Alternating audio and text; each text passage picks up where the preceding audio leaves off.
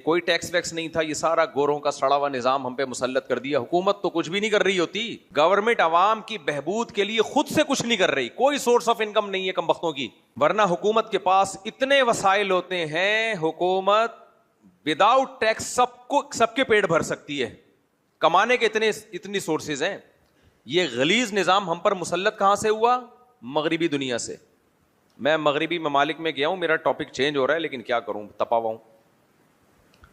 مغربی دنیا کو میں نے بڑے قریب سے دیکھا ہے. پتہ ہے وہاں کے لائر سے بھی میں ملتا ہوں, میں کوشش کرتا ہوں ان لوگوں سے ملوں جو انٹلیکچوئل کہتے ہیں نا, جسے جو وہاں کے سسٹم کو جانتے ہیں. یورپ میں بعض کنٹری اتنا پیسہ ہے ان کے پاس, 100 سال کے کمبختوں نے گولڈ پیٹرول ذخیرے کیے ہوئے ہیں, پھر بھی ٹیکس لے رہے ہو عوام سے. یہ ظلم نہیں ہے؟ اور ٹیکس بھی کتنا لے رہے ہیں؟ آپ کی تنخواہ کا 40%, آدھا. یہ تم کس بیس پہ لوگوں سے 40% لے رہے ہو؟ کہہ رہے نہیں جی ملک کیسے چلے گا جو تمہارے پاس اتنے وسائل ہیں, تجارت کے ذریعے کماتے ہو, پورٹ کے ذریعے کماتے ہو, ملک میں جو خزانے دفن ہیں انہیں کیوں نہیں استعمال کرتے؟ اسلام میں ٹیکس کا مطلب پتہ ہے کیا ہے؟ دیکھو اسلام کا ایک بہت اہم قانون ہے, خدائی قانون جب آگے آتا ہے نا, سو رہے ہیں بھائی صاحب, ان کو ذرا اٹھائیے. اے ایمان والو, کسی کا مال تمہیں کھانے کی اجازت نہیں ہے. اس سے پتا چلا ہر شخص اپنے مال کا مالک ہے. یہ پتا چلا کہ نہیں پتا چلا؟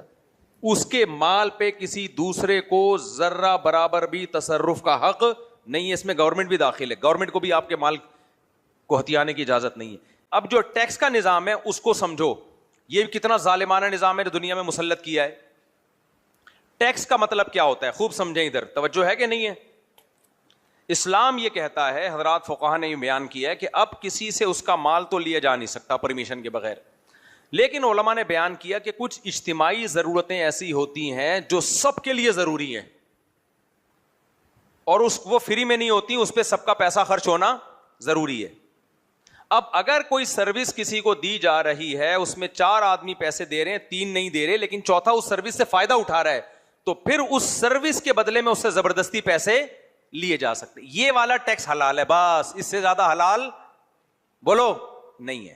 مثال کے طور پر گلی میں سڑک ڈل رہی ہے جو سب کا فائدہ ہے, یا محلے میں کوئی ڈیولپمنٹ کا کام ہو رہا ہے جس میں سب کا فائدہ ہے. حکومت کہتی ہے گٹر کے ڈھکن لگیں گے سیکٹر 10 نارتھ کراچی میں, تو سیکٹر 10 نارتھ کراچی سے حکومت سب گھروں پہ ڈیوائڈ کرے, سب گھروں سے اتنا پیسہ ہوگا اور اتنے گٹر کے ڈھکن آئیں گے اور اس طرح سے فٹ ہوں گے.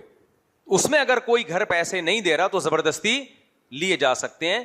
وجہ اس کی ہے کہ اس میں یہ تو اجتماعی ضرورت ہے بھائی, بس یعنی جتنی ضرورت ہے اتنا لیا جا سکتا ہے, ضرورت سے زائد نہیں لیا جا سکتا. اور ضرورت میں اور عیش میں فرق ہے. ضرورت کہتے ہیں اگر یہ نہ لیے جاتے لتضرر, نقصان ہوتا لوگوں کو, نقصان سے بچنے کے لیے تو لیے جا سکتے ہیں, اضافی سہولتوں کے لیے نہیں لیے جا سکتے. تو آپ کا کیا خیال ہے, گورنمنٹ کے پاس اتنے وسائل نہیں ہوتے کمانے کے کہ گٹر کے ڈھکن بھی خود ہی اپنے پیسوں سے لگا دے؟ اور ہو کیا رہا ہے دنیا بھر میں, تیل کے ذخائر ہیں, سونے کے ذخائر ہیں 100 سال کے, اور ٹیکس کتنا لیا جا رہا ہے؟ 40%. اب کوئی ان سے پوچھے کہ یہ جو 40% آپ تنخواہ داروں سے ٹیکس لے رہے ہو, فائدہ تو اس سے سب اٹھا رہے ہیں, جب روڈ بنے گا تو تنخواہ دار کے علاوہ بزنس مین بھی فائدہ اٹھائے گا. بزنس دنیا میں سب سے کم ٹیکس ارب پتی تاجر دیتے ہیں, اور پابندی سے جو ٹیکس دیا جاتا ہے وہ تنخواہ دار لوگ دے رہے ہوتے ہیں, حالانکہ ان کی محدود تنخواہیں ہیں, ان کو ٹیکس کٹنے کے بعد تنخواہ ملتی ہے, جبکہ فائدہ سارے بولو نا برابر اٹھا رہے ہیں. یہ کیا, اس کو چوری ڈکیتی ہلکا لفظ ہے اس کے لیے, صحیح ہے نا, لیکن یہ بڑی ایک سسٹمیٹک ہے, لہذا نہ ان کو چور کہا جاتا ہے نہ ان کو ڈکیت کہا جاتا ہے. جب حکومتی ایسے قوانین علماء کے سامنے آتے ہیں, علماء فتویٰ لکھ کے دیتے ہیں کہ یہ ناجائز ہے ناجائز ہے, تو لوگ کہتے ہیں ان کو مولویوں کو تو مفتیوں کو تو ناجائز کے علاوہ کوئی لفظ آتا ہی نہیں ہے. بھائی مفتی کا کام ہے خدائی قانون بنانا, بتانا, تو وہ جہاں جہاں اللہ نے ظلم کو روکا ہے نا مفتی بتا دے گا. آپ کو برا اس لیے لگے گا کہ آپ کی عیاشی اس میں ختم ہو رہی ہے, عیاشی ختم ہو رہی ہے. اس لیے علماء نے ٹیکس کے بارے میں ایک اصول یہ بیان کیا, پہلا اصول یہ بیان کیا کہ جتنی ضرورت ہو اتنا لیا جا سکتا ہے, اس سے زیادہ نہیں لیا جا سکتا. ایک بات. نمبر 2, جن جن لوگوں کو سروسز دی جا رہی ہیں خاص انہی لوگوں سے لیا جائے گا, ان سے نہیں لیا جائے گا جن کو سروس نہیں مل رہی ہے. اضافی کچھ نہیں لیا جائے گا, اضافی کچھ نہیں لیا جائے گا.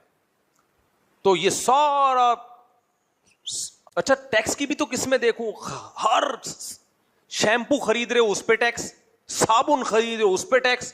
جو 6 دفعہ صابن خرید رہا ہے اسے 6 دفعہ, جو 2 دفعہ شیمپو خرید رہا ہے اسے 2 دفعہ, جو گاڑی خرید رہا ہے اس سے 300 گنا 200 گنا ٹیکس. حالانکہ اس کے گٹر کے ڈھکن بھی اتنے ہی لگ رہے ہیں, صحیح ہے نا.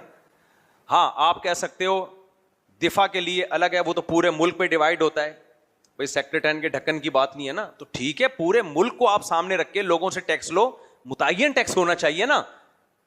یہ عجیب بات ہے, جو جتنی دفعہ خرید رہا ہے اتنی دفعہ ٹیکس, جس کی تنخواہ 50,000 سے زیادہ ہو گئی اس پہ دھڑام سے اتنا زیادہ ٹیکس.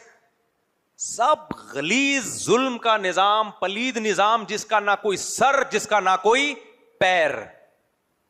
اور سارا امپورٹ کیا ہوا کہاں سے ہے؟ ان لوگوں سے ہے جو اپنے آپ کو دنیا میں سب سے بڑے تہذیب اور انصاف کے ٹھیکیدار کہتے ہیں. حالانکہ صرف اتنا ہوا ہے کہ جو ڈکیتیاں ہوا کرتی تھی نہیں پہلے زمانے میں, اس کو کاغذ پہ لا کے ایک مسودے کی شکل میں ایک آرگنائز کر دیا اس کو. اتنا تو ڈاکو نہیں لوٹتا. تو میں آپ سے ہی بتا رہا ہوں کہ اسلام ہے جو کباب میں ہڈی بنتا ہے ہر جگہ, کیونکہ خدائی قانون ہے نا. اسلام نہیں یہ دھاندلیاں کرنے دیتا. اسلام نے ایک اصول بیان کر دیا, لا یحل مال امرئ مسلم, کسی کا مال حلال. اس میں لفظ تو مسلم ہے کیونکہ مسلمانوں کا واسطہ مسلمانوں سے پڑتا ہے, لیکن مراد انسان ہے. کسی انسان کا مال آپ اس کی دلی خوشی کے بغیر استعمال نہیں کر سکتے.